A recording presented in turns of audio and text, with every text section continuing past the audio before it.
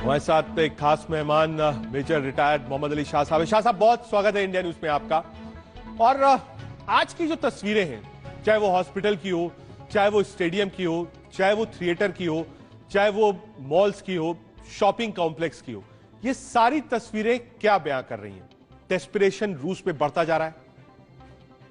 जी, इसमें कोई शक की बात तो है ही नहीं बिल्कुल भी कि रूस अभी प्रेशर में बहुत है और डेस्परेशन इनमें बढ़ता आ गया है। देखिए, 64 किलोमीटर का लंबा काफिला, मैं आपके साथ की आपके स्टूडियो में था, आपके साथ ही बैठा था उस टाइम पे जब इतना लंबा काफिला आ गया था, जिस दिन प्रवेश किया था यूक्रेन में। अब आप मेरे को ये बताइए भाई, आपको मैं एक बड़ा सरल भाषा में समझाता हूं, मैं नॉन फौजी भाषा में, ताकि हर कोई समझ ले इस बात को। हम जाते हैं टूरिस्ट, हम जाते हैं देश विदेश, हम एक एडम बैकअप लेके चलते हैं ना, कि अगर एक नक्शा होता है, एक प्लानिंग होती है, एक अलग अलग विदेश जा रहे हैं घूमने के लिए, जब जाते हैं भाई, यहाँ तो जंग के लिए आए हैं, यहाँ तो वॉर के लिए आए हैं। अब आपके पास इतना लंबा काफिला लेके आप, टैंक, पेट्रोल, गाड़ियां चल रही हैं भाई, तेल भी होगा, आपका बैकअप भी होगा, राशन पानी भी होगा, ये भी होगा, वो ढकना, 100 चीजें होंगी साथ में, आपके लॉजिस्टिक्स भी होंगे।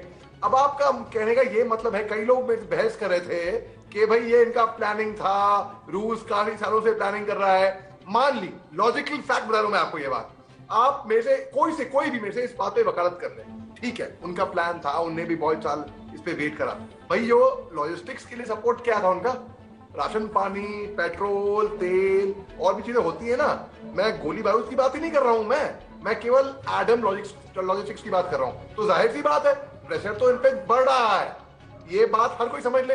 ठीक है शाह साहब, प्रेशर कितना बढ़ रहा है? 22 दिन हो चुके हैं, आगे क्या होगा? हम और ज़ेलेंस्की दोनों को आपने सुना। शाह साहब हमारे साथ हैं। शाह साहब, एक तरफ बातचीत, एक तरफ वॉर खत्म करने की बातचीत, मध्यस्थता की बातचीत, लेकिन जो रुख है, आप देखिए, पुतिन साहब बार बार इस बात को बहुत क्लियरिटी से कहते हैं कि हम यूक्रेन पर कब्जा नहीं करना चाहते, लेकिन जब बातचीत हो रही होती है तो उस वक्त अमेरिका का बयान वॉर क्रिमिनल वाला, यूक्रेन की तरफ से बयान वॉर क्रिमिनल घोषित किया जाना चाहिए, ये जो बयान है, क्या ये रूस और पुतिन को उकसाते हैं? इसमें कोई शक की बात नहीं है, उकसाएंगे बिल्कुल। बल्कि प्रेसिडेंट ज़ेलेंस्की ने तो ये भी बोला है, अभी बयान दिया था अभी 2 दिन पहले, कि हम रूस को आखिरी चांस देते हैं, वो सरेंडर कर दें हमारे आगे, नहीं तो फिर बहुत भारी पड़ेगा उनके लिए। अब भाई उकसाने वाली बात होगी ना, कोई भी किसी को भी। अभी यूके ने अभी बयान दिया है कि वो हिंदुस्तान के स्टांस से खुश नहीं है कि रूस को लेके।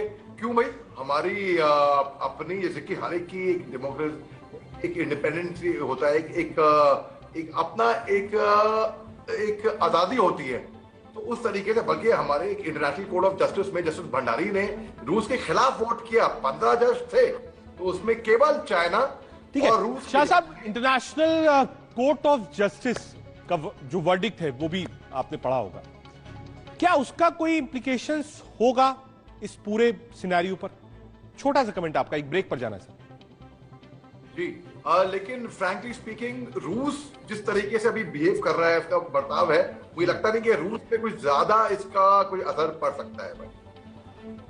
ठीक है शाह साहब, बहुत शुक्रिया हमसे जुड़ने के लिए और तमाम चीजों पर अपनी बात रखने के लिए।